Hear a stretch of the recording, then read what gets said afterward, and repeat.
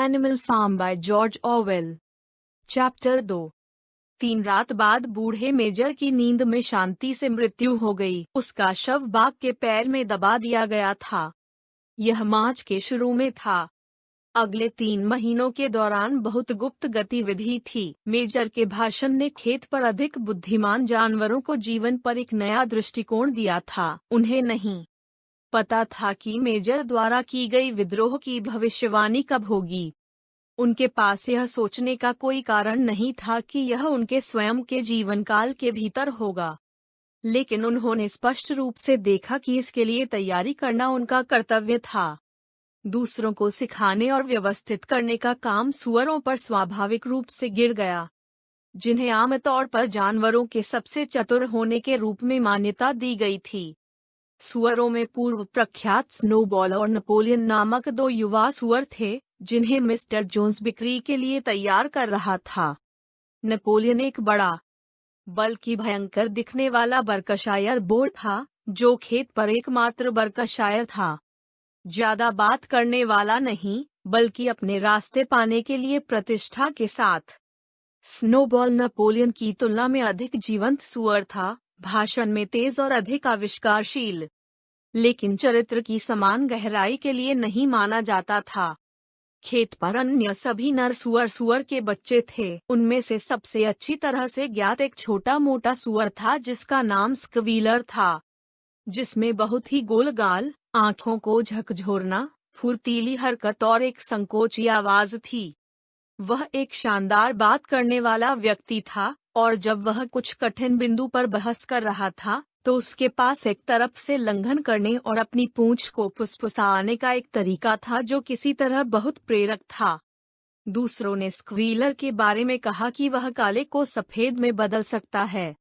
इन तीनों ने पुराने मेजर की शिक्षाओं को विचार की एक पूरी प्रणाली में बदल दिया था, जिसे उन्होंने पशुवाद का नाम दिया। श्री जोन्स के सो जाने के बाद सप्ताह में कई रातें उन्होंने खलिहान में गुप्त बैठकें की और पशुवाद के सिद्धांतों को दूसरों तक पहुंचाया। शुरुआत में वे बहुत मूर्खता और उदासीनता के साथ मिले। कुछ जानवरों ने श्री जोन्स के प्रति वफादारी के कर्तव्य की बात की, जिन्हें उन्होंने मास्टर के रूप में संदर्भित किया, या श्री जोन्स ने हमें खिलाया जैसे प्राथमिक टिप्पणी की। यदि वह चले गए थे तो हमें मौत के लिए भूखा रहना चाहिए। दूसरों ने इस तरह के सवाल पूछे कि हमें मरने के बाद क्या होना चाहिए, या यदि यह विद्रोह वैसे भी होने वाला है, तो इससे क्या फर्क पड़ता है कि हम इसके लिए काम करते हैं या नहीं। और सुअरों को यह देखने में बहुत कठिनाई हुई कि उन्हें पशुता की भावना के विपरीत है।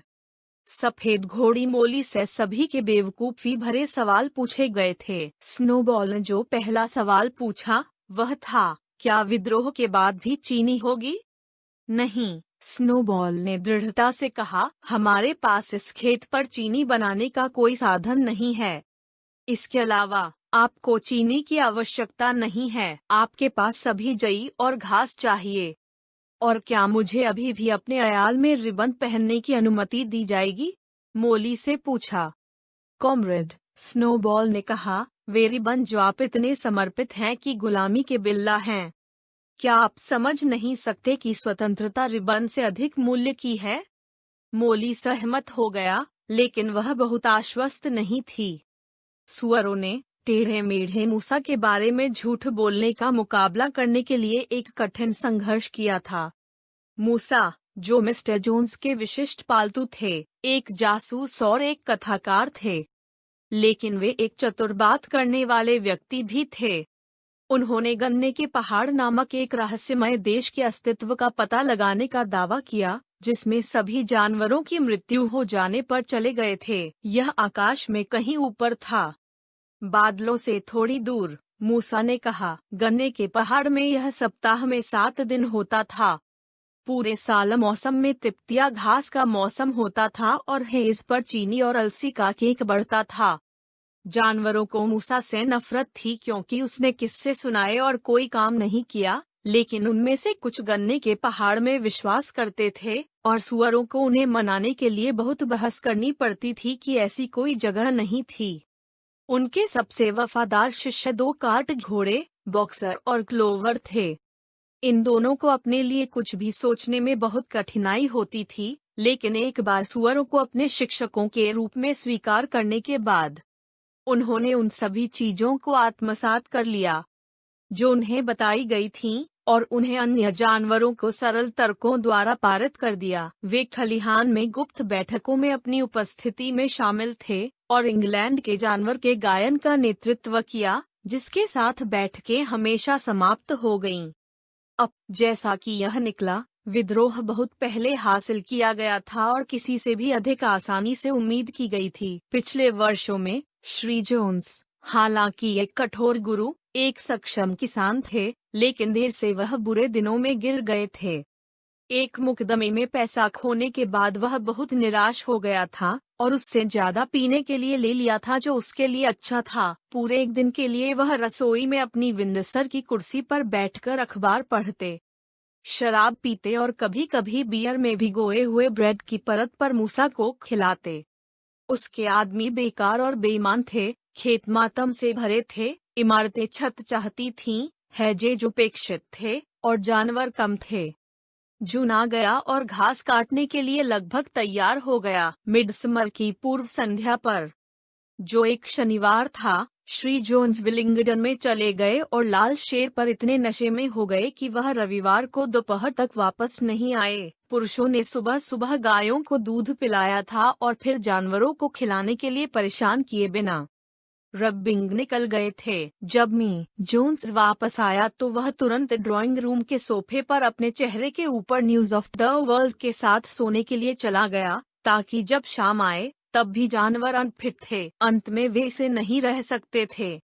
एक गाय अपने सींग के साथ स्टोर शेड के दरवाजे में घुस गई और सभी जानवर डिब्बे से खुद की मदद करने लगे। यह सिर्फ तब था जब श्री जोन्स जाग गए। अगले ही पल वह और उसके 4 आदमी हाथों में चाबुक लेकर स्टोर शेड में थे और सभी दिशाओं में बाहर की ओर लपके। यह भूखे जानवरों को सहन करने से अधिक था, एक समझौते के साथ।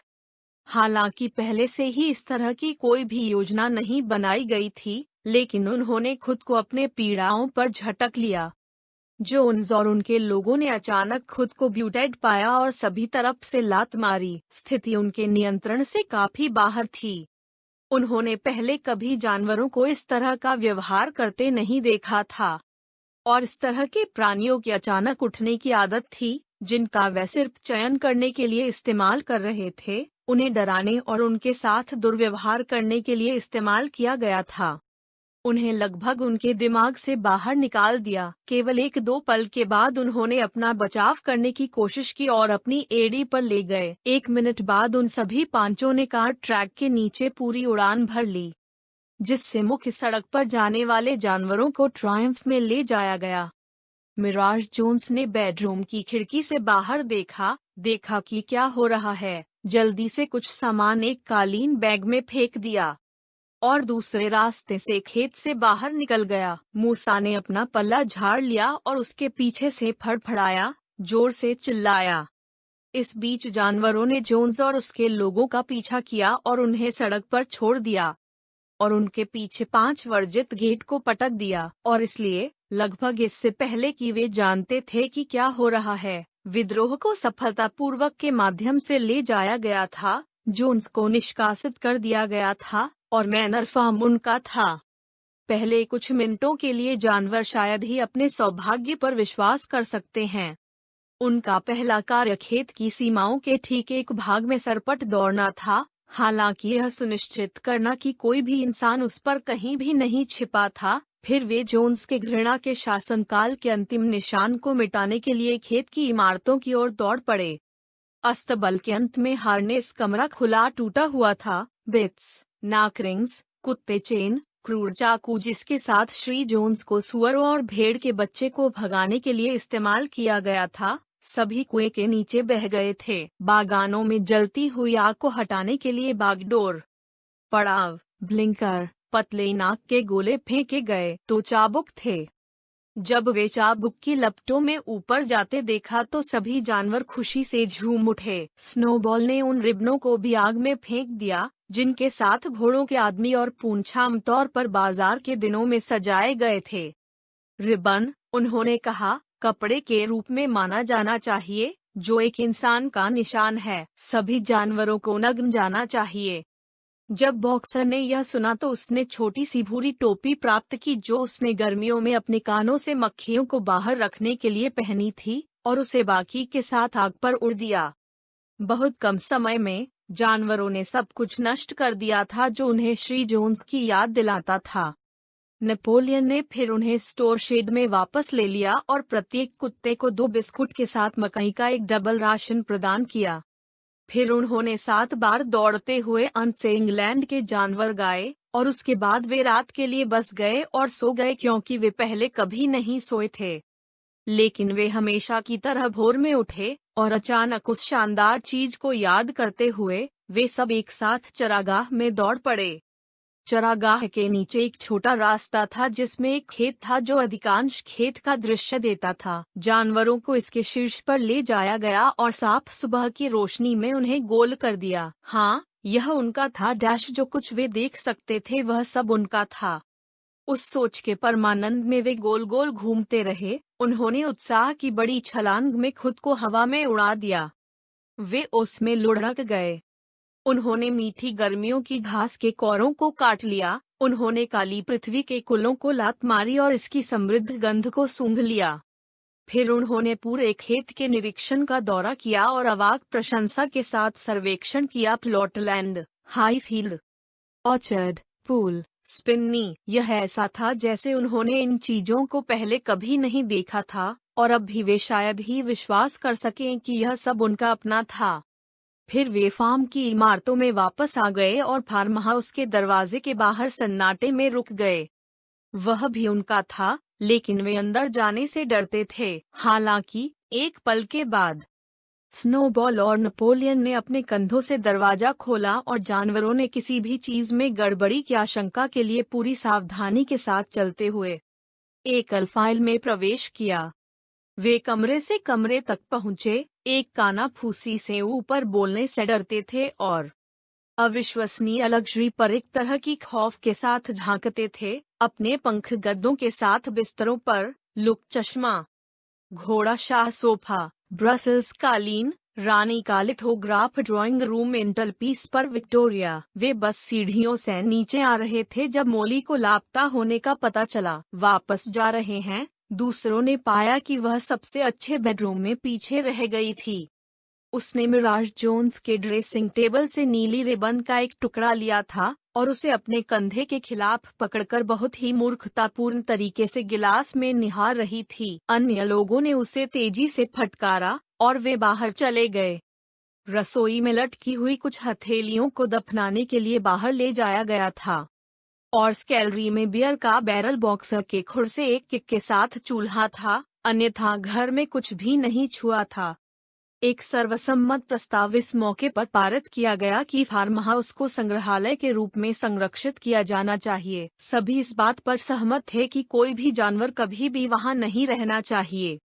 जानवरों ने अपना नाश्ता किया और फिर स्नोबॉल और नेपोलियन ने उन्हें फिर से एक साथ बुलाया। कॉमरेड्स, स्नोबॉल ने कहा, यह 6.5 साल का है और हमारे सामने एक लंबा दिन है। आज हम घास की कटाई शुरू करते हैं, लेकिन एक और बात है जो पहले होनी चाहिए। सुअरों ने अब खुलासा किया है कि पिछले 3 महीनों के दौरान उन्होंने खुद को एक पुरानी वर्तनी पुस्तक से पढ़ना और लिखना सिखाया था जो कि मिस्टर जोन्स के बच्चों की थी और जिसे कूड़े के ढेर पर फेंक दिया गया था। नेपोलियन ने काले और सफेद पेंट के बर्तनों के लिए भेजा और मुख्य सड़क पर जाने वाले 5 वर्जित गेट तक जाने वाले रास्ते का नेतृत्व किया। फिर स्नोबॉल, इसके लिए स्नोबॉल जो लेखन में सबसे अच्छा था, ने अपने ट्रोटर के 2 पोर के बीच एक ब्रश लिया। गेट के शीर्ष बार से मैनर फार्म को चित्रित किया और इसके स्थान पर एनिमल फार्म चित्रित किया। यह अब से खेत का नाम होना था। इसके बाद वे खेत की इमारतों में वापस चले गए, जहां स्नोबॉल और नेपोलियन ने एक सीढ़ी के लिए भेजा, जिसके कारण उन्हें बड़े खलिहान की अंतिम दीवार के खिलाफ स्थापित करना पड़ा। उन्होंने बताया कि पिछले 3 महीनों के अपने अध्ययन से सुअरों ने पशुता के सिद्धांतों को 7 आज्ञाओं को कम करने में सफलता प्राप्त की थी। इन 7 आज्ञाओं को अब दीवार पर अंकित किया जाएगा। वे एक अटल कानून बनाएंगे जिसके द्वारा पशु फार्म पर सभी जानवरों को हमेशा के लिए रहना चाहिए। कुछ कठिनाई के साथ, क्योंकि यह एक सुअर के लिए सीढ़ी पर खुद को संतुलित करने के लिए आसान नहीं है। स्नोबॉल ऊपर चढ़ गया और काम करने के लिए तैयार हो गया। स्क्वीलर के साथ पेंट पॉट पकड़े हुए उसके नीचे कुछ दौड़ पड़े। आदेशों को महान सफेद अक्षरों में टेरर्ड दीवार पर लिखा गया था, जिसे 30 गज दूर पढ़ा जा सकता था। वे इस प्रकार भागे। The 7 Commandments। 1. Whatever goes upon 2 legs is an enemy. 2. Whatever goes upon 4 legs, or has wings, is a friend.